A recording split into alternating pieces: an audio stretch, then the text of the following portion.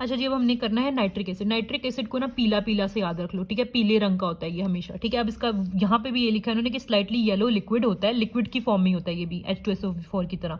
अब इसकी जो सबसे जो खराब करने वाली चीज़ है ना वो है इसके इरिटेटिंग फ्यूम्स सॉरी। अच्छा, ये जो फ्यूम्स होते हैं ना जब भी एयर के साथ एक्सपोज होता है, पीछे जैसे हमने पढ़ा था कि H2SO4 में कोई फ्यूम्स वगैरह नहीं होते, तो लेकिन यहाँ पर होते हैं, और यही जो है ना हमारे पास रेस्पिरेटरी सिम्टम्स यही सारे करवाएंगे, ठीक है। और इसकी ना एक पिक्यूलर चॉकिंग सी ऑर्डर होती है, इसकी स्मेल से हमें पता चल जाता है कि कोई एसिड खराब सी चीज़ है, ठीक है। अब नाइट्रिक एसिड जो होता है ना वो ऑर्गेनिक मैटर वगैरह के साथ जब भी रिएक्ट करता है ना, यानी कोई अल्कली शल्कली के साथ रिएक्ट करके, या HNO3 हमने वो सेकंड ईयर में पढ़ा भी था, तो क्या करते थे ये पिक्रिक एसिड बना देता है। अब इसकी वजह से क्या होते हैं कि टिश्यू जो होते हैं ना वो येलो स्टेन्ड हो जाते हैं। अब इसको हम क्या कहते हैं, जेंथोप्रोटिक रिएक्शन बोलते हैं, कि टिश्यू जो होते हैं वो येलो स्टेन्ड हो जाते हैं जब भी ऑर्गेनिक मैटर के साथ रिएक्ट करा के इनको बनाते हैं ना तब। अब इसने बताया कि अगर हमने इसको मजीद डार्क करना है, हम चाहते हैं कि मेहंदी का रंग मजीद पीला हो जाए, तो यानी नाइट्रिक एसिड जो है वो मजीद पीले स्टेन्स प्रोड्यूस करे, तो उसने बताया कि उसके लिए हम अल्कली ऐड कर देते हैं, एसिड में अल्कली ऐड कर देंगे तो ये काम हो जाएगा, ठीक है। और ये भी याद रखो कि पिक्रिक एसिड जो होता है वो मेहंदियों में यूज होता है, तो मेहंदी से थोड़ा इसका कनेक्शन बना लो। खैर, अब आगे है हमारे पास कि इसके बाकी साइन एंड सिम्टम्स सेम होते हैं उसकी तरह, सल्फ्यूरिक एसिड की तरह, लेकिन ये जो होता है ना टिश्यू को ब्लैक करने की वजह ना येलो स्टेन कर देता है जेंथोप्रोटिक रिएक्शन की वजह से। लेकिन इसमें रेस्पिरेटरी सिम्टम्स जो होते हैं ना वो H2SO4 की निस्बत ज्यादा होते हैं, क्योंकि इसकी इरिटेटिंग फेम्स सारे मसला खराब करते हैं। खैर, अब चूंकि इसको भी सपोज हमने पी लिया तो हमारे लिप्स और माउथ को पहले तो ये एसिड है सॉफ्ट कर देगा, उसके बाद में उसको येलो डिस्कलरेशन कर देगा इंटेंसली। टीथ जो है वो ज़रा पिया है तो टीथ जो है वो भी येलो हो जाएंगे, और एनामल उसका डैमेज कर देगा ये। स्किन और क्लोथिंग हमेशा जब भी है वो येलो कर देगा उसको भी। माउथ अच्छा, अब ये जो कलर ऑफ ब्लड और वॉमिटस जो होता है ना उसको क्या कर देगा, येलोइश कर देगा, येलोइश ब्राउन, यानी इसने येलो कर देना हर चीज़ को।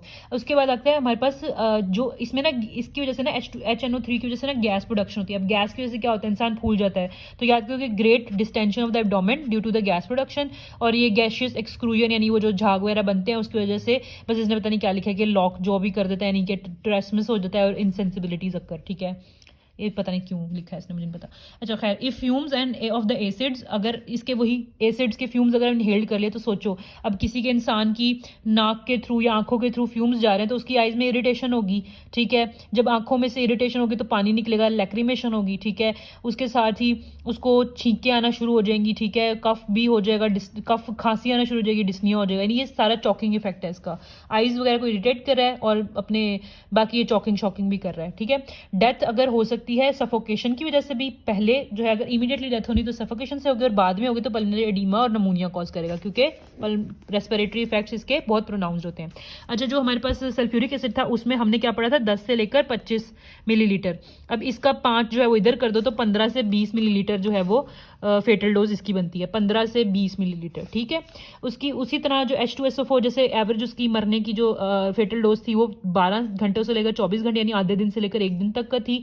अब इसने इसमें एक और बात बताई कि अगर एक्सट्रीम है, या तो इतना मेहरबान हो जाएगा कि मतलब खतरनाक हो जाएगा कि 1 घंटे से लेकर 45 मिनट में मौत दे देगा, नहीं तो चलना होगा, मेहरबानी करेगा तो मंथ से लेकर ईयर्स तक मौत नहीं देगा, ठीक है। अब इसके बाद उसने ट्रीटमेंट बताया कि सल्फ्यूरिक एसिड की तरह ही ट्रीटमेंट करते हैं, लेकिन पल्मोनरी इरिटेशन के लिए हम कुछ और भी हमें इंतजाम करने होते हैं। इसने कहा कि स्टमक ट्यूब्स और हेमेटिक्स वगैरह हमने पीछे भी नहीं दिए थे अपने सल्फ्यूरिक एसिड के केस में, क्योंकि क्रोजन बहुत ज़्यादा हुई है। लेकिन अगर उसने कहा कि बहुत ज़्यादा एसिड हमारे अंदर चला गया है तो उसको निकालने के लिए हम सॉफ्ट ट्यूब या गैस्ट्रिक लिवाइन ट्यूब वगैरह पास कर सकते हैं, अगर 1 घंटे के अंदर उसने एसिड लिया, यानी कि उसको क्रोजन इतनी ज़्यादा नहीं ना हुई होगी तब। इसके अलावा मिल्क ऑफ मैग्नीशिया, जो एंटीडोट में मिल्क ऑफ मैग्नीशिया, और फिटे हुए अंडे यानी कि बिटन एग्स जो होते हैं ना वो। उसके अलावा अगर कुछ और नहीं मिल रहा तो लाइम वाटर सोप और गोल्ड ऐश जैसे कि सल्फ्यूरिक एसिड के लिए चाहिए था, वो तो सेम है दोनों में। पोस्टमार्टम में अब ये याद रखना कि स्किन और म्यूकस मेम्ब्रेन और स्टमक वगैरह को जो है वो इतना मसला नहीं करेगा, ये ज़्यादा मसला किसका करेगा, हमारे पल्मोनरी सिस्टम को। तो खैर बता लो कि सिर्फ स्किन वगैरह जो है अगर वो क्रोडेड भी है तो येलो और क्रोडेड स्किन और म्यूकस मेम्ब्रेन है, लेकिन स्टमक जो होता है ना वो ग्रीन क्यों है, अगर तो बाइल प्रेजेंट हो गया ना तो म्यूकस मेम्ब्रेन और स्टमक जो होता है वो ग्रीन कलर की हो जाएगी। ये बस एक स्पेशल बात है यहाँ पे, ग्रीन कलर के स्टमक, ठीक है। अब स्टमक की जो वॉल है वो अल्सरेटेड और सॉफ्ट फ्राइबल ज़रूर है, लेकिन उसके अंदर परफोरेशन इतनी ज़्यादा नहीं हुई क्योंकि इसकी थोड़ी स्ट्रेंथ कम होती है, लेकिन ऑन द कॉन्ट्ररी ये ड्यूडेनम को बहुत ज़्यादा क्रोजन उसकी कर देगा। स्किन की क्रोजन कर रहा था, ड्यूडेनम की क्रोजन कर रहा था, इसकी परफोरेशन रेयर करता है, ठीक है, लेकिन इसकी अल्सरेशन वगैरह कर देगा। ठीक हो गया। अब डेथ जो होता है वो अभी वही हमने कहा कि फ्यूम्स इनहेल्ड की थी, उसकी वजह से डेथ हो गई थी स्पॉन्टेनियसली सफोकेशन की वजह से। तो अब जाहिर है कंजेशन हुई है ना, इसका मतलब कंजेशन हुई है।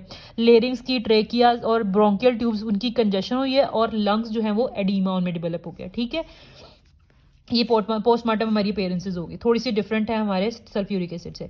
अब बताना इसमें एक्सीडेंटल पॉइजनिंग क्यों हो सकती है, क्योंकि हम इसको कमर्शियली यूज़ करते हैं, यानी मेहंदी यूज़ बनाने के लिए। ठीक है, आजकल वैसे दो गैर अखलाकी है, बट स्टिल आर्ट्स में, इंडस्ट्रीज़ में निकल ऑर्नामेंट्स वगैरह बनाने में, तो वहाँ पर इसकी पॉइजनिंग एक्सीडेंटल हो सकती है। सुसाइडल इसकी रेयर होती है क्योंकि ये कॉमनली इतना अवेलेबल नहीं होता। ठीक है, इसको होमिसाइडल उन्हीं सल्फ्यूरिक एसिड की तरह बच्चों, होपलेस और बूढ़े ड्रंकन लोगों में हम कर सकते हैं, लेकिन वैसे करना मुश्किल होता है। विट्रोलाज भाई पीछे पड़ा कि विट्रोलाज में मैंने बताया था कि HNO3 भी विट्रोलाज में यूज़ करते हैं, और H2SO4 भी विट्रोलाज के लिए यूज़ करते हैं। तो ये इसकी आगे